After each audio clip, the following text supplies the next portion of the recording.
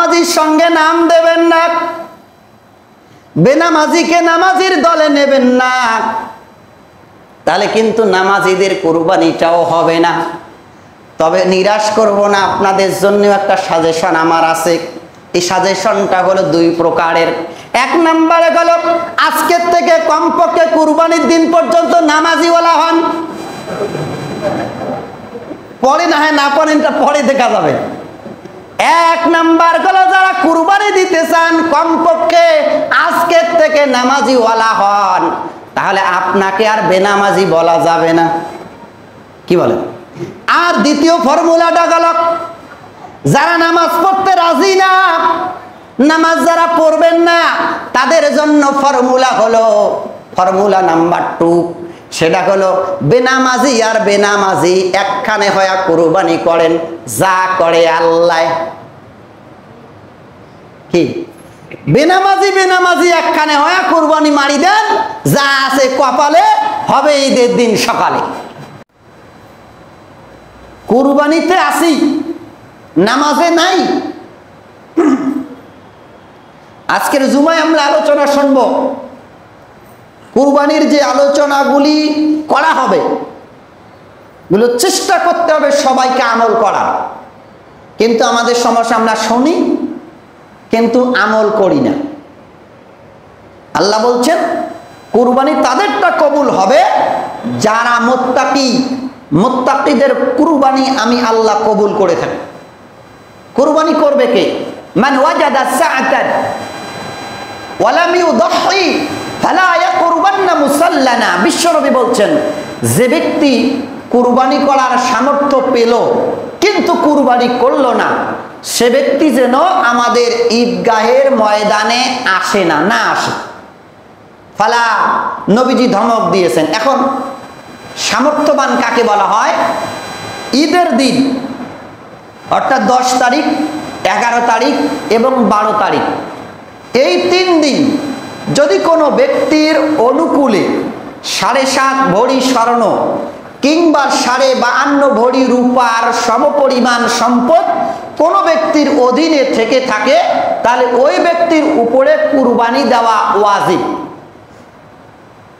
7.5 ভরি স্বর্ণ কিংবা 52 ভরি রূপার মালিক যদি কোনো ব্যক্তি হন, 60 থেকে 65,000 টাকা অথবা সমপরিমাণ সম্পদ যদি কোনো ব্যক্তির অনুকূলে 10, 11, 12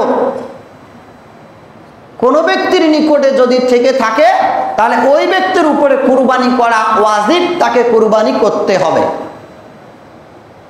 আর যদি এই সমপরিমাণ সম্পদ কোনো ব্যক্তির অনুকূলে না থাকে, তাহলে তার উপরে কুরবানি ওয়াজিব নয়।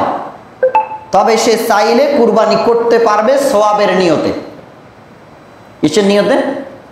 কুরবানি ওয়াজিব নয়, কিন্তু যদি সে চায় এরপরেও করতে পারবে, করলে সে সওয়াব পাবে, সওয়াব থেকে সে বঞ্চিত হবে না। এখন আমাদের মধ্যে আমাদের টেন্ডেন্সিটা এই রকমের। অনেক মানুষ আছে যারা এরকম ভাবেই বলে যে সবাই কুরবানি দেছে, আমরা যদি কুরবানি না দেই তাহলে আমাদের সওয়াব পাওয়া কি খাবে? আছে না না? আমাদের টেন্ডেন্সি এরকম যে সবাই কুরবানি করতেছে, আমরা যদি না করি তাহলে আমাদের সন্তানেরা কি খাবে? তার মানে সন্তানদের খাবার জন্য হলেও কুরবানি করতে হয়। নিয়ত হচ্ছে খাওয়া। আবার এই কুরবানি উপলক্ষে অনেক মানুষ পাওয়া যাবে যারা সুদের উপর টাকা নেবে, বিভিন্ন এনজিও থেকে লোন নিবে। লোন নিয়ে কুরবানি করার জন্য লোন নিয়ে হলেও কুরবানি করবে। তাহলে কুরবানি যদি না করে ওয়াজিব নয়, তার গুনাহ হলো না। কিন্তু সুদের উপর টাকা নেবার কারণে 1 টাকা যে ব্যক্তি সুদ খায়, নবীজি বলছেন তার আমল নামায় 36টা জিনার গুনাহ লেখা হয়। তাহলে কি প্রয়োজনটাই কুরবানি করা? আমাদের ভিতরে অনেক মানুষ ঋণ নিয়ে হলেও কুরবানি সে করবে, কারণ তার টেন্ডেন্সি হচ্ছে এই, আমি যদি কুরবানি না করি তাহলে আমার সন্তানেরা কি খাবে। কুরবানির নিয়ম আল্লাহ পাক কোরআনুল কারিমায় উল্লেখ করে দিয়েছেন। বিশ্ব নবীকে প্রশ্ন করা হয়েছিল কুরবানিটা কি? আল্লাহ নবী বলছেন, হিয়া সুন্নাতা আবিকুম ইব্রাহিম, এই কুরবানি হলো তোমাদের পিতা হযরতে ইব্রাহিম আলাইহিস সালামের সুন্নাত। বলেন সুবহানাল্লাহ।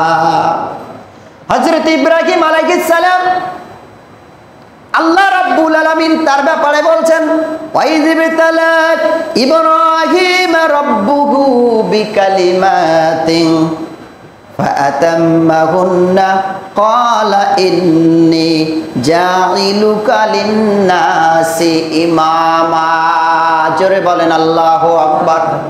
আল্লাহ পাক বলছেন, আমি ইব্রাহিমকে পরীক্ষা নিয়েছিলাম, আমি ইব্রাহিমের যতগুলো পরীক্ষা নিয়েছিলাম, আমার ইব্রাহিম সমস্ত পরীক্ষার ভিতরে A+ পেয়ে উত্তীর্ণ হয়েছিলেন। সুবহানাল্লাহ। ক্বালা ইন্নী জাইলুকা লিন্নাসি ইমামা। আল্লাহ পাক এবার ঘোষণা করলেন, ইব্রাহিম আমি তোমাকে জাতির নেতা বানাবো। কি বানাবে? আল্লাহ বলছেন, আমি ইব্রাহিমের পরীক্ষা নিয়েছিলাম, আমার পরীক্ষা ইব্রাহিম পাশ করেছিল, উত্তীর্ণ হয়েছিল, যার কারণে আমি আল্লাহ তাআলা ইব্রাহিমকে জাতির নেতা বানায়া দিয়েছি। জাতির পিতা জোরে বলেন তো কে? জোরে বলেন। অনেকে জায়গায় ভুল করে, জাতির পিতা অন্য কাউকেও বানায়, এমন লোক জোরে বলেন তো আছে না নাই? আল্লাহ বলছেন জাতির পিতা হলো ইব্রাহিম আলাইহিস সালাম।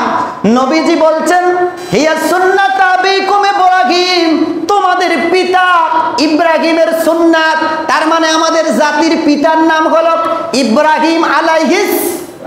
ভুল করেন না আবার।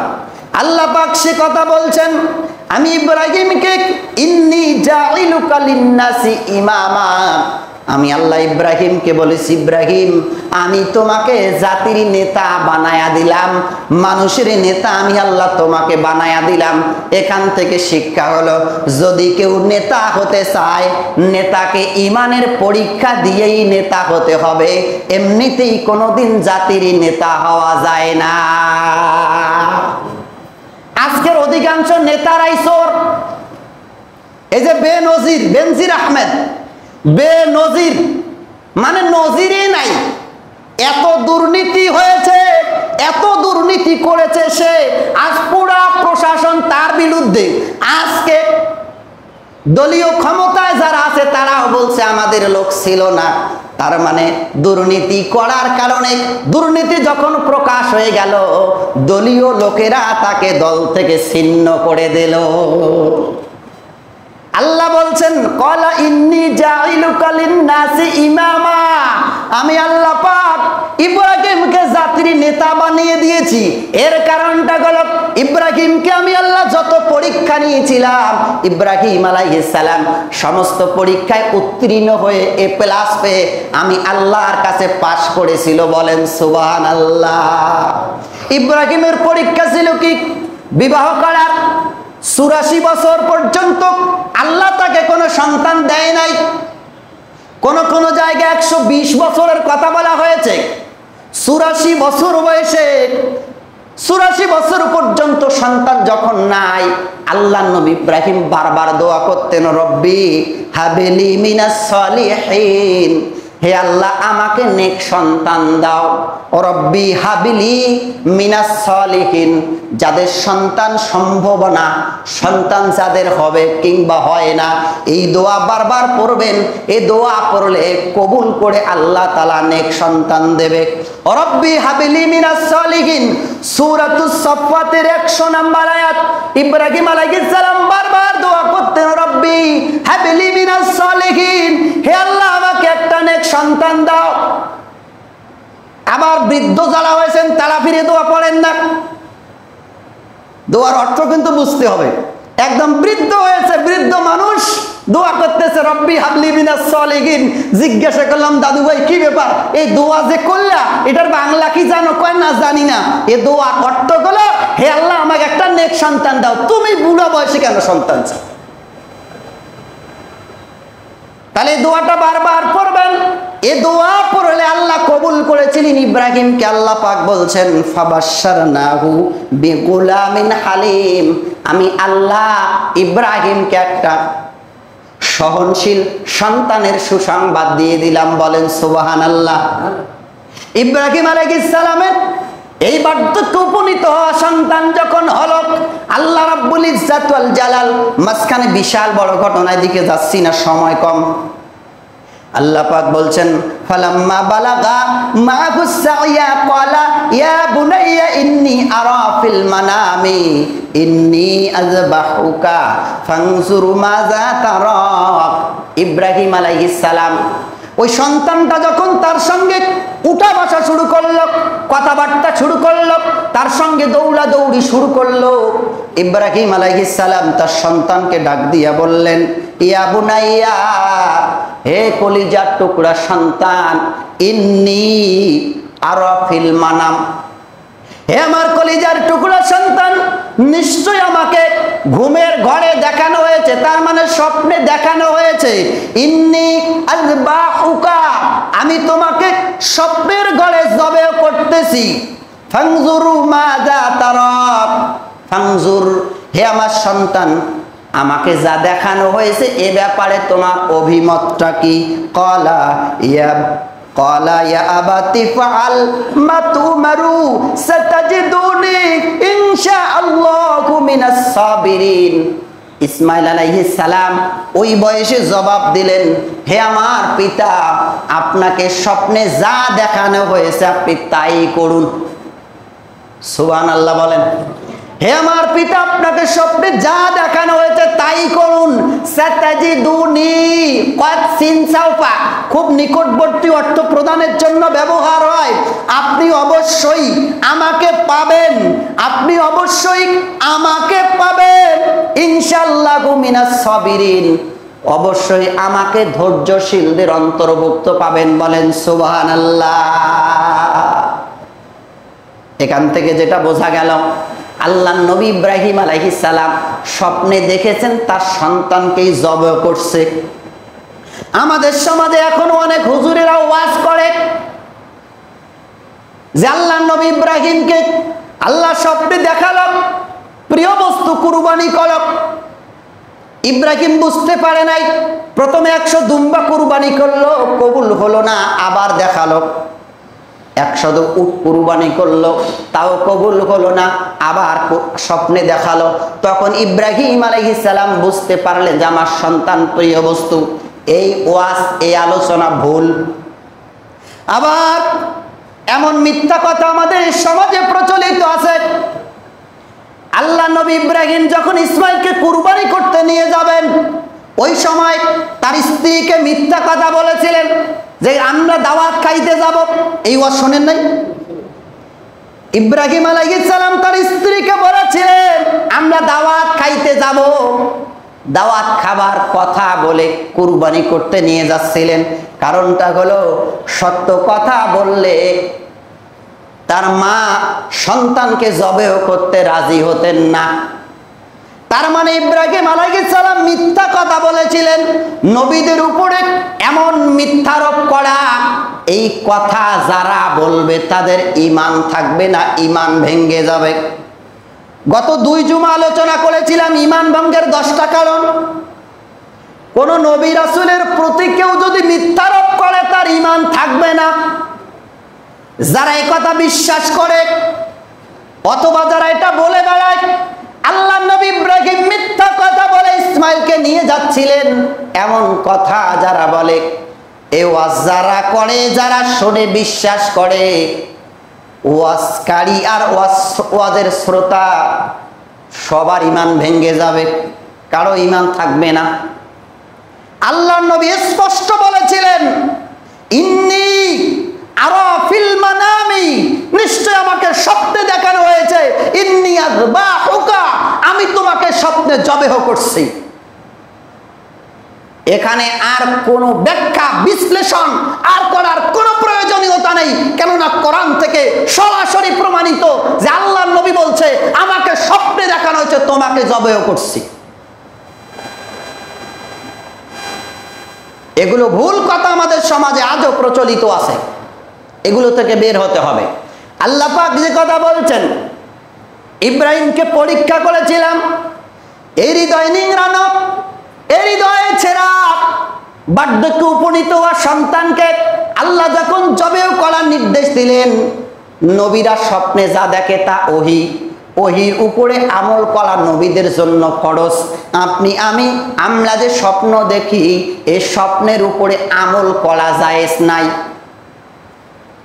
যদি স্বপ্নে দেখায় মাজার বানাও, স্বপ্নে দেখায় সিন্নি দাও, এগুলি স্বপ্নের উপরে আমল করা কবিরা গুনাহ। আর ভালো কোনো স্বপ্ন যদি দেখেন, চাইলে আমল করতে পারেন, না চাইলে কোনো সমস্যা নাই। আমল না করার কারণে, স্বপ্নের আমল না করার কারণে আমাদের কোনো গুনাহ হবে না। আল্লাহ নবী ইব্রাহিম আলাইহিস সালামকে আল্লাহ পরীক্ষা করেছেন। আল্লাহ বলছেন সে প্লাসে উত্তীর্ণ হয়েছে। এবার সন্তানকে জবেহ করার জন্য যখন নিয়ে যাচ্ছিলেন, শয়তান পিছন থেকে মানুষের আকার ধারণ করে ইসমাইল আলাইহিস সালামকে কুমন্ত্রণা দিচ্ছিলেন, ও ইসমাইল যেও না, গেলেই তোমাকে হত্যা করা হবে, কতল করা হবে, যেও না। আল্লাহর নবী ইসমাইল আলাইহিস সালাম ওই সময়ে শয়তানকে উদ্দেশ্য করে পাথর নিক্ষেপ করেছিলেন। এই জন্য আজ পর্যন্ত যত হাজিরা যায় হজ করতে, তারা ওই জায়গায় গিয়া শয়তানকে তারা পাথর মারে। কিন্তু আফসোস হলো, এ সমাজের বড় বড় শয়তানরা পর্যন্ত ওই শয়তানকে পাথর মারে। কত মানুষকে মিথ্যা মামলা দিয়েছিল, কত মানুষকে নিরপরাধ মানুষকে অপরাধী করে জেলখানায় পাঠিয়েছিল, টাকা নিয়ে বিচার করেছিল। এমন শয়তানরা পর্যন্ত ওই জায়গায় গিয়া, হজে গিয়া যখন শয়তানকে পাথর নিক্ষেপ করে, শয়তান ঘুরে বলে, রে আমি কি শয়তান? আমার চেয়ে বড় শয়তান তো তুই। আছে না নাই? কত টাউট বাটপাড়েরা বিধবা ভাতা মারি গায়, রাস্তার বাসে রডের বদলে বাঁশ দেয়, ব্রিজে রডের বদলে বাঁশ দিয়া কাজ করে, সিমেন্ট যেটা দেওয়ার কথা সিমেন্ট ছিল না, চুরি করেছিল সিমেন্ট। এই জাতীয় হাজারো অপরাধ করে ও গিয়ে শয়তানকে পাথর যখন নিক্ষেপ করে, শয়তান তখন আফসোস করে বলে, রে আফসোস, এই জাতির আফসোস, তোর মতো শয়তান আমাকে তুই আজকে পাথর মারিস। আল্লাহর নবী ইসমাইল আলাইহিস সালামকে নিয়ে গেলেন, ইব্রাহিম আলাইহিস সালাম জবেহ করতেছে, শর্ট করে দিলাম, জবেহ যখন করতেছে, ছুরিটা যখন চালাচ্ছিলেন, আল্লাহ রাব্বুল ইজ্জাত ওয়াল জালাল সে কথা বলছেন, ওয়ানাদা আইয়া ইব্রাহিম, আল্লাহ পাক বলছেন, ওয়ানাদাইনাহু আইয়া ইব্রাহিম, আমি ইব্রাহিমকে ডাক দিলাম। আল্লাহ বলছেন আমি ডাক দিলাম, কদ সাদাক্তার রুইয়া, হে ইব্রাহিম তুমি তোমার স্বপ্নকে বাস্তবায়ন করে দিয়েছো, আমি আল্লাহ তোমার মনের খবর বুঝে ফেলেছি।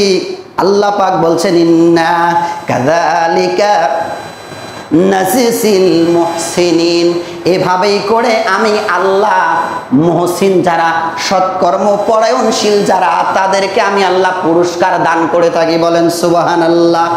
এর কারণ হলো, ইব্রাহিম যখন ছুরি চালাইছিল, মনের মধ্যে কোনো দুর্বলতা ছিল না।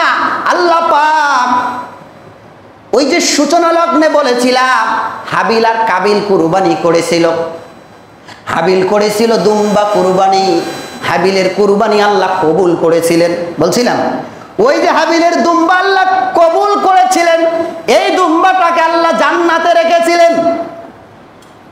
ইব্রাহিম যখন ইসমাইলের গলায় ছুরি চালিয়েছিল, আল্লাহ পাক হাবিলের ওই দুম্বাটাকে পাঠায়া দিয়া ইসমাইলের পরিবর্তে ওই দুম্বাটাকে আল্লাহ কুরবানি করে দিয়েছেন। বলেন সুবহানাল্লাহ। মনের খবর আল্লাহ দেখেন, মনের খবর আল্লাহ দেখবেন। আপনার কুরবানি কোন উদ্দেশ্যে হচ্ছে এটা আর কেউ না জানলেও আল্লাহ পাক ভালো জানেন। আল্লাহর সঙ্গে প্রতারণা করার কোন সুযোগ কোন ব্যক্তির পক্ষেই সম্ভব নয়। আপনি কিসের জন্য কুরবানি করছেন? আপনার কুরবানি যদি সহি হয়, মন থেকেই যদি হয় আল্লাহর সন্তুষ্টির আশায়, তাহলে আল্লাহ পাক আপনাকেও ডাক দিবেন। ওয়া নাদাইনাহু আইয়া ইব্রাহিম, আল্লাহ ইব্রাহিমকে যেমন ডাক দিয়েছেন আপনাকেও ডাক দিয়ে বলবেন তোমার কুরবানি আমি আল্লাহ কবুল করে নিলাম। কিন্তু সমস্যা গেল আল্লাহ পাক সূরাতুল মাইদার 27 নম্বর আয়াতে আল্লাহ পাক বলছেন ইন্নামা ইয়াতাকাব্বালুল্লাহু মিনাল মুত্তাকিন, নিশ্চয়ই আল্লাহ তাআলা কুরবানি কবুল করে থাকেন মুত্তাকিদের কুরবানি। জোরে বলেন তো কাদের কুরবানি? এখন যারা সুদ খায়, ঘুষ খায়, কোন সুদখোর কোন ঘুষখোর কোনদিন মুত্তাকি হতে পারে না। পারে? যারা মানুষকে বিনা কারণে অপমান করে অথবা মানুষের সঙ্গে খারাপ আচরণ করে, এমন মানুষ মুত্তাকি হতে পারে না। তবে বেনামাজিরা পারে। নামাজ যাদের নাই তারা মুত্তাকি নয়। আল্লাহর বক্তব্য হলো মুত্তাকিরা অবশ্যই নামাজিওয়ালা। এখন নামাজ যারা পড়ে না, কুরবানি তাদের হয় না, ওদের সঙ্গে যারা ভাগ দেবে তাদের কুরবানিটাও হবে না। আল্লাহ বলছেন কুল ইন্না সালাতি ওয়া নুসুকি ওয়া মাহইয়ায়া ওয়া মামাতি লিল্লাহি রাব্বিল আলামিন। বলেন আল্লাহু আকবার। সূরাতুল আনআমের 163 নম্বর আয়াত আল্লাহ বলছেন হে রাসূল আপনি বলুন ইন্না সালাতি, নিশ্চয় ইয়া জমির আছে, ইয়া জমির আরবি ব্যাকরণ যারা বোঝেন, নিশ্চয় আমার নামাজ, ওয়া নুসুকি ইয়া জমির আমার কুরবানি, আগে নামাজ তারপর কুরবানি। আবার সূরাতুল কাউসার আল্লাহ বলছেন ফাসাল্লি লি রাব্বিকা ওয়ানহার।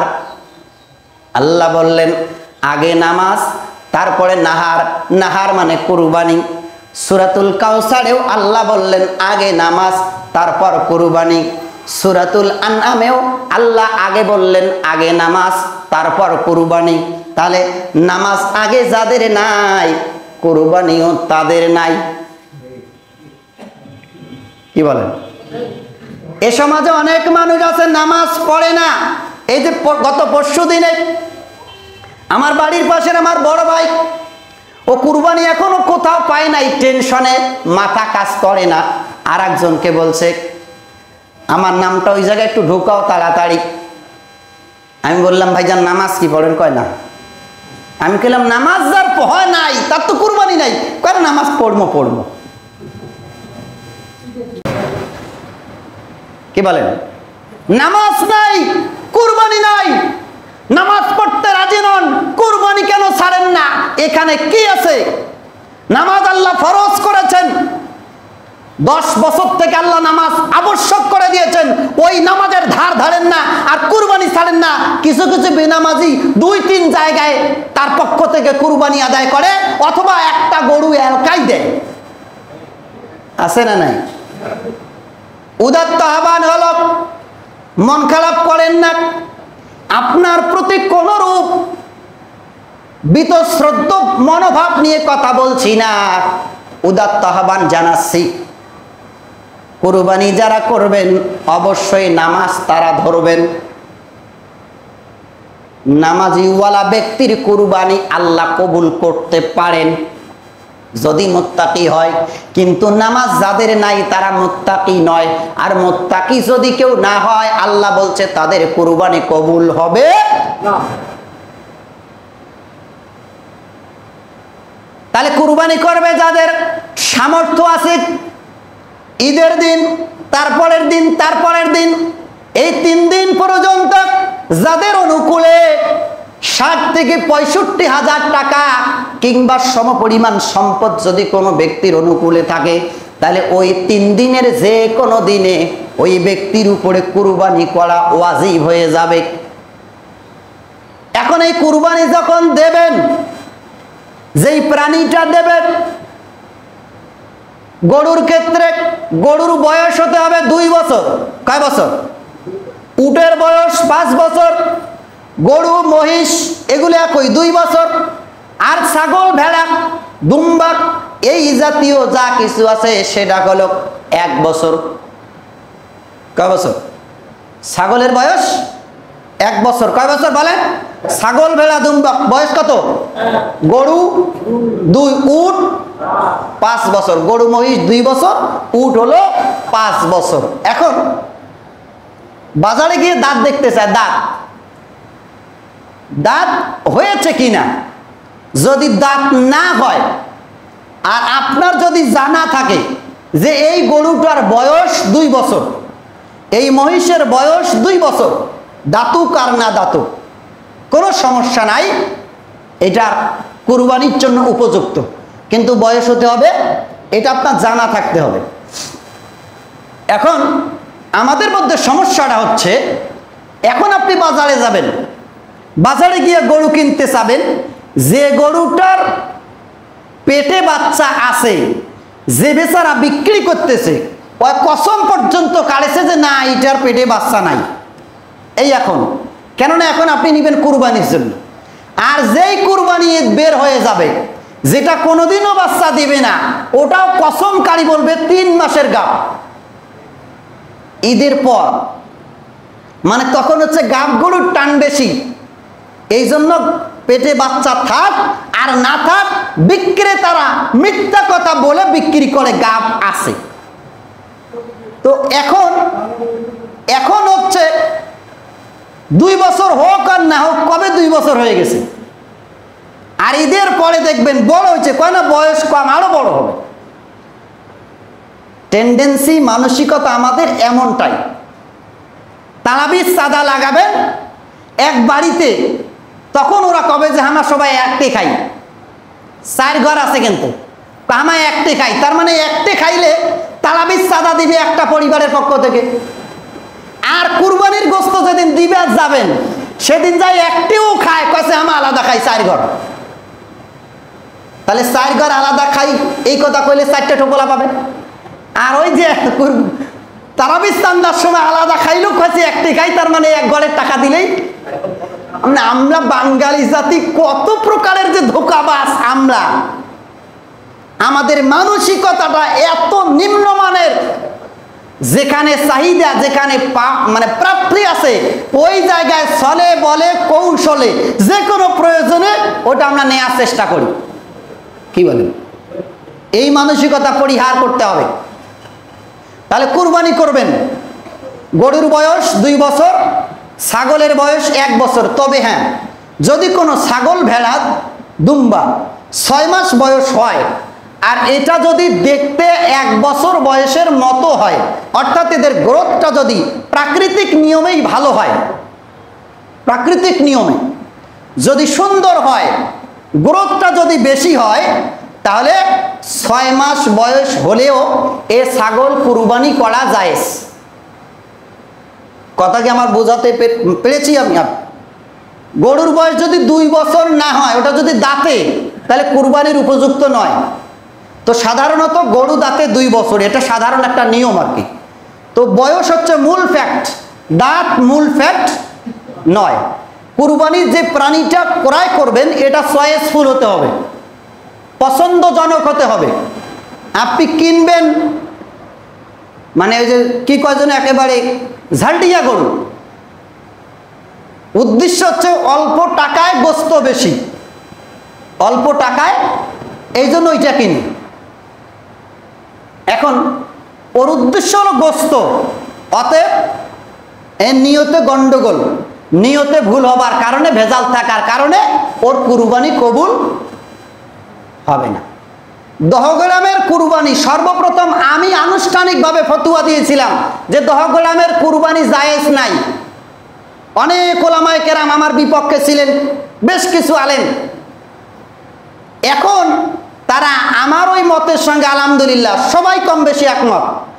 এখন পাটগ্রামে গোশত দাম যেটা দহগ্রামে তার চেয়ে বেশি, এখন আর দহগ্রাম যায় না পাবলিক। মানে উদ্দেশ্য খারাপ, আপনি হয়তো ভুলভাবে উপস্থাপন করে আমাকে বোঝাতে পারবেন। 9, 6, 18 এ যোগ যে ব্যক্তি বুঝে না তাকে বোঝাতে পারবেন, যে ব্যক্তি বোঝে তাকে বোঝাতে আপনার মনের টেন্ডেন্সি মানসিকতাটাকে পৃথিবীর কাউকে যদি বোঝাতে মানে আপনি যদি উপস্থাপন নাও করেন, আল্লাহর কাছে অটোমেটিক উপস্থাপন হয়ে যাবে। আপনার নিয়ত কি, কোন উদ্দেশ্যে কুরবানি হচ্ছে, এটা পৃথিবীর কেউ না জানলেও আল্লাহর দরবারে প্রকাশ হয়ে যাবে। অতএব আপনার কুরবানির যদি নিয়ত যদি সহি না হয়, আপনার কুরবানি আল্লাহর দরবারে কবুল হবে না, হবে না, হবে না। অতএব আসুন নিয়তটাকে সহি করি, আল্লাহ তাআলার সন্তুষ্টির জন্যই কুরবানি করার নিয়ত করি, আল্লাহ তাআলার ভালোবাসার জন্যই কুরবানি করি। আর কুরবানি করে, কুরবানি মানে উৎসর্গ, দান করা, ওই দানটা যেন কুরবানি করেই কিছু মানুষের মন মানসিকতা আছে ঢুকাও ফিরিজত, যদি বোত্তায় ঢুকি থুয়া গেলে তে বোধহয় বোত্তায় ঢুকি তুলে ফিরিজত, আমার টাকা দিয়ে কুরবানি করছে আমাকে দান করবো। আমি মনে করি আপনাদের মধ্যে মন মানসিকতা নাই, কিন্তু কিছু মানুষ এ মন মানসিকতা প্রকাশ করে। উদাত্ত আহ্বান হলো কুরবানি করবেন, ছেড়ে দেবেন, দান করে দেবেন। সারা বছরই তো খাচ্ছেন, 12 মাসেই তো খাচ্ছেন, প্রায় দিনই তো গোস্ত খাচ্ছেন। অতএব আজ এবারের কুরবানিটা হোক অন্যের তরে, গরিব অসহায় মিসকিনের জন্যই কুরবানি করুন, আল্লাহ যেন কবুল করে, বলেন আমিন। সর্বশেষ বাকি কুরবানির আলোচনা ইনশাআল্লাহ আগামী জুমায় হবে। সর্বশেষ যে কথা বলতে চাচ্ছি, আজকের সন্ধ্যায় বাংলাদেশের হেলাল কমিটি অর্থাৎ নতুন চাঁদ দেখা কমিটি চাঁদ দেখে আমাদেরকে নির্দেশনা দেবেন অথবা আমাদেরকে জানাবেন কবে ঈদ। এটা আমরা আজকে সন্ধ্যায় কনফার্ম হব। সৌদি আরবে গতকালকে চাঁদ দেখা দিয়েছে, সেই দৃষ্টিকোণ থেকে 16 তারিখ সৌদি আরবে ঈদ। আমাদের দেশে সাধারণত সৌদি আরবের পরের দিনই হয়, তার মানে এখন সম্ভাব্য ডেট 17 তারিখ। তবে আগে কিংবা পরে যদি হয় সেটা আমরা জানবো সন্ধ্যার পরে। তো এই যে আসন্ন আগামী 10 দিন, যদি আজকে চাঁদ ওঠে তাহলে আগামী ঈদের নামাজ পর্যন্ত এই 10টা দিন আমরা কিছু আমল করব। এই আমলগুলি আল্লাহর কাছে খুব বেশি প্রিয়। তার মধ্যে একটা হচ্ছে, যারা কুরবানি করার নিয়ত করেছেন, যাদের সামর্থ্য আছে কিংবা যাদের নাই, তারাও এই আমলটা করলে সওয়াব পাবে। নবীজি বলছেন হাদিসে, যেহেতু সময় নেই বলছি না, যে ব্যক্তি কুরবানির ইচ্ছা পোষণ করেছে সে যেন তার চুল আর নখগুলি কুরবানির পূর্ব মুহূর্ত পর্যন্ত আর না কাটে। যাদের নখ চুল কাটার প্রয়োজন আছে, জুমার নামাজের পরে বাড়িতে গিয়ে কেটে ফেলবে। আগামী ঈদের দিন পর্যন্ত, কুরবানি পর্যন্ত আর নখ চুল কাটবেন না, খালি দাড়ি কাটবেন।